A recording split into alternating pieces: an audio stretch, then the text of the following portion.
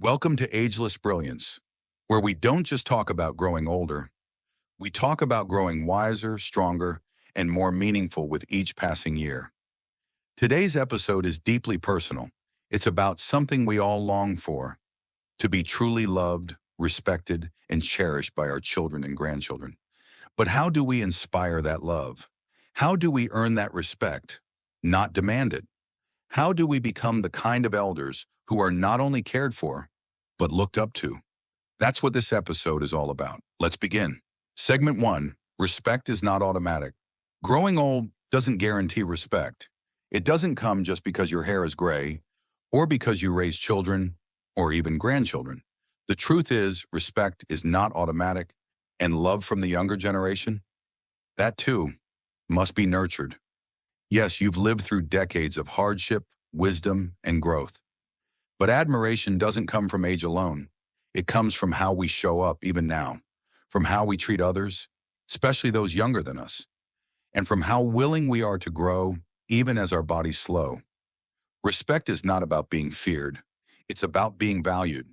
It's about becoming the kind of elder people want to be around, not out of obligation, but out of joy.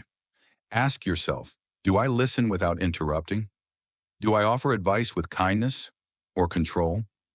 Do I respect my children's and grandchildren's choices, even when they are different from my own? These questions matter more than we realize.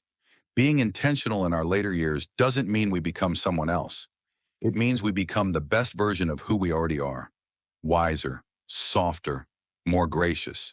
Not stuck in the past, but rooted in love. So no, respect isn't handed out just because we age. It's earned day by day through compassion, humility, and presence. Let's live in a way that makes the people around us feel safe, heard, and loved.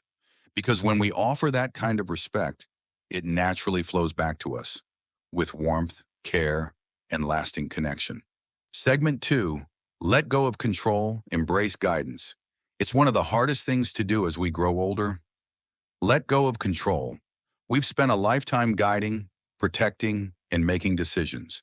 We've seen things go wrong, and we think, if they would just listen to me, I know what's best. But here's the truth. The more we try to control the lives of our adult children or grandchildren, the more we push them away. Control builds walls. Guidance builds bridges. There is a sacred difference between sharing wisdom and forcing your way.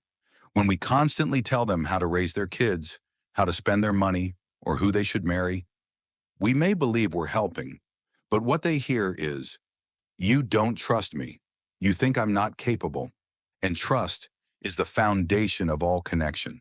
If you want to be heard, listen more. If you want to be respected, give respect. If you want to be loved, offer love without conditions. Let your advice be gentle, not loud. Let your presence be supportive, not overwhelming.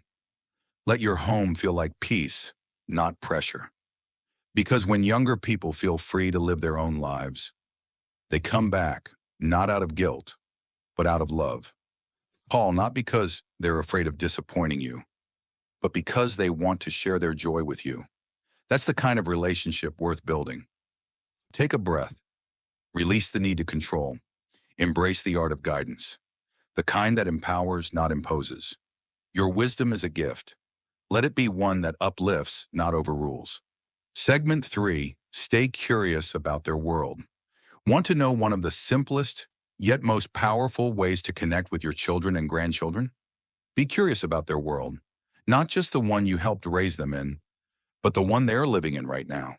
The music that fills their ears, the apps they use, the shows they binge, the ideas that light them up or make them anxious.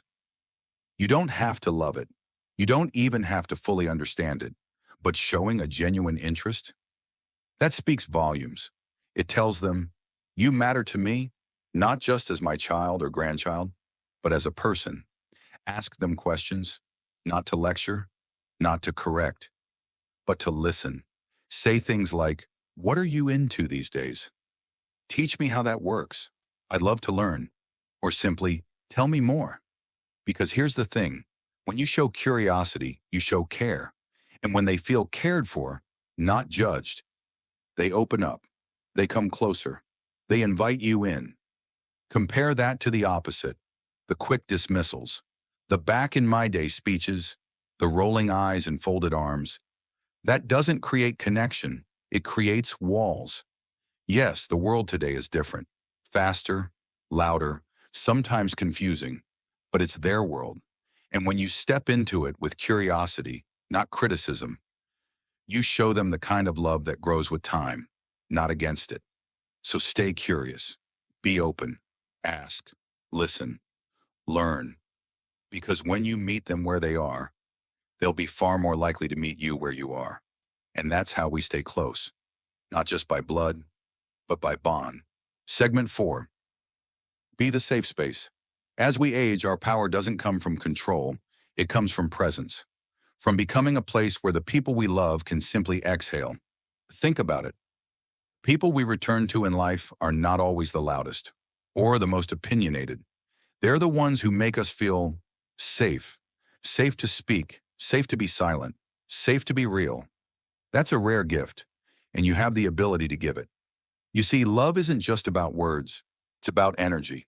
And your energy, when calm, kind, and accepting, becomes a shelter, a soft place to land when life gets hard. So what does it look like to be a safe space? It means no guilt trips, no shaming, no, after all I've done for you, and no using age or sacrifice as a weapon to demand loyalty or time. Instead, we offer warmth without condition.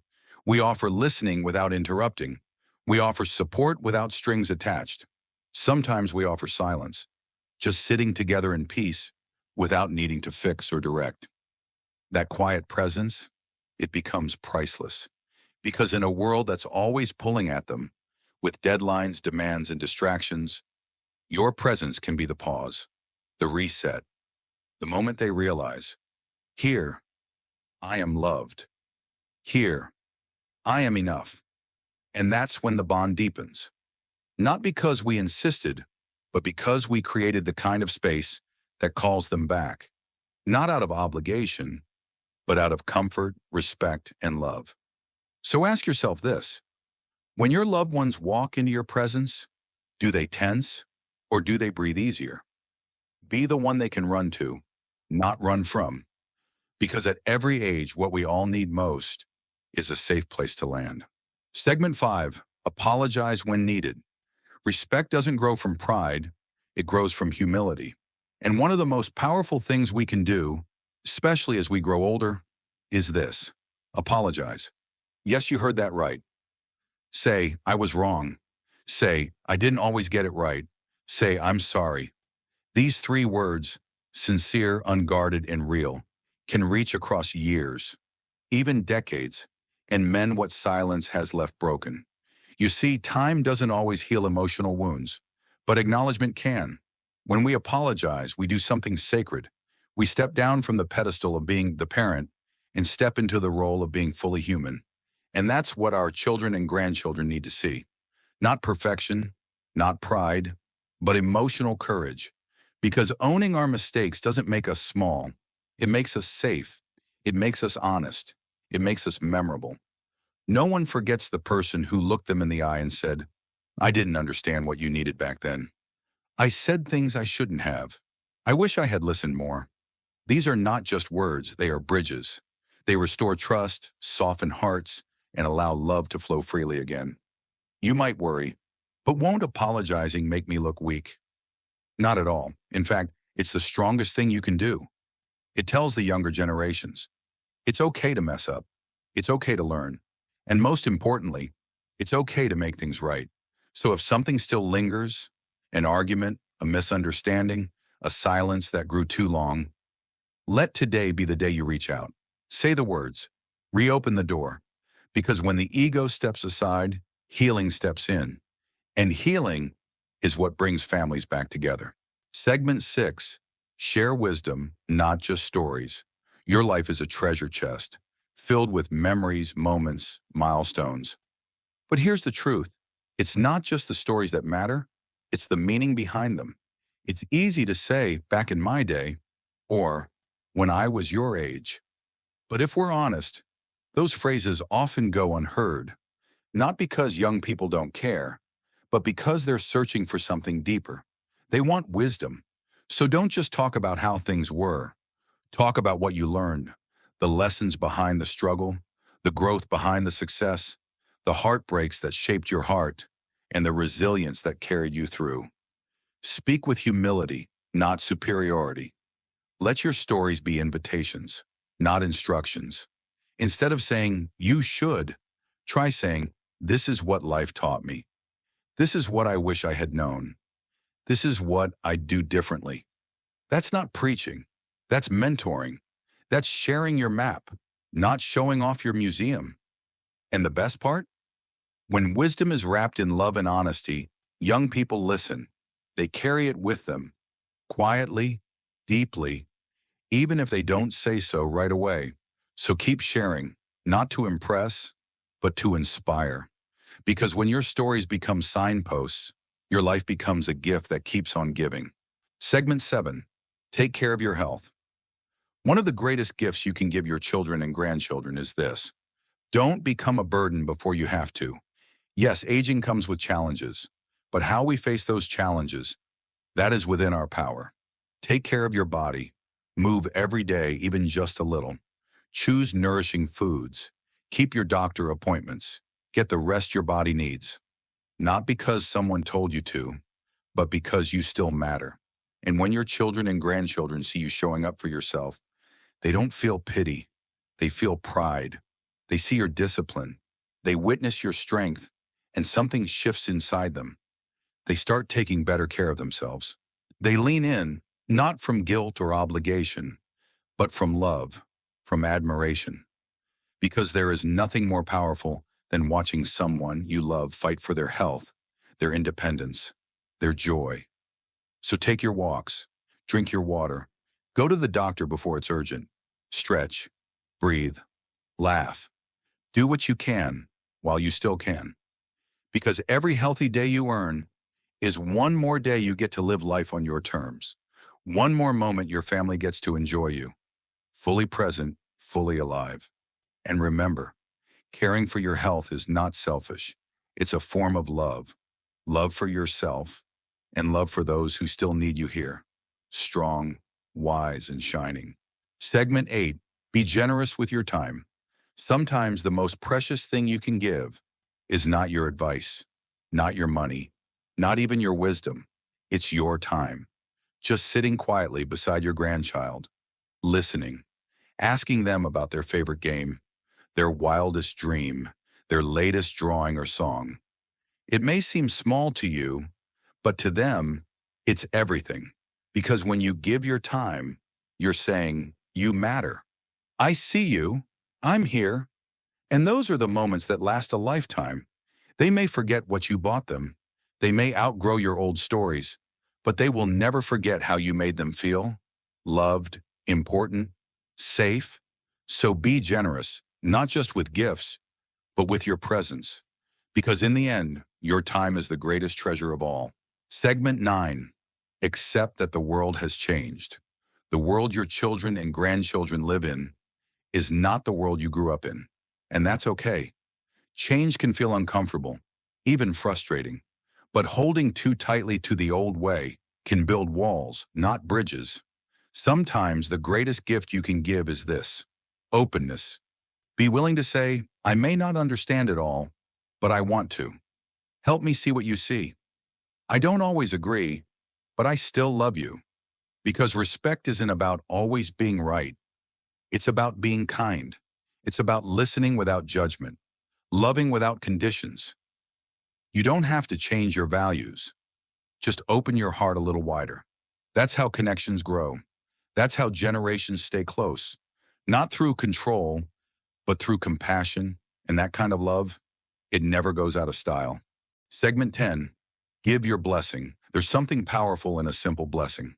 Children and grandchildren may act independent, even distant, but deep down they long to hear your approval. Even as adults, even when they say they don't need it, your words still matter. Imagine telling them, I'm proud of the person you've become, or I trust you to make wise choices. Maybe you're doing better than you realize. These aren't just empty phrases, they're gifts, emotional treasures passed down through generations, words that build confidence, create connection, and nurture self-worth. Your blessing becomes their quiet strength, a steady light in moments of doubt. So don't hold back. Give your blessing freely, fully, and often, because the love behind those words lasts far beyond any material gift. Your voice, your blessing, becomes the legacy your family carries with pride. Segment 11. Leave a legacy of kindness. At the end of our lives, what truly remains? Not the things we owned or the stories we told, but the feelings we left behind. Did we speak with kindness even when it was hard? Did we show patience in moments of frustration? Did we love without conditions or limits? That is the legacy that echoes through generations. A legacy far richer than any house, photo album, or will. People will remember how you made them feel. Safe, valued, and deeply loved. So choose kindness. Let patience be your gift. Give generously of your heart. Be the person remembered not for possessions, but for the love you shared. Because a legacy of kindness lasts forever. So what must we do to be loved and respected more deeply by our children and grandchildren? We must become the kind of elders we ourselves would look up to. Not perfect, not powerful, but wise, open, loving, and deeply human. Because in the end, what every child, every grandchild wants is not a perfect parent or grandparent, but one who is present, patient, and full of quiet strength. Thank you for listening to Ageless Brilliance. You are not just aging, you are becoming a living legacy.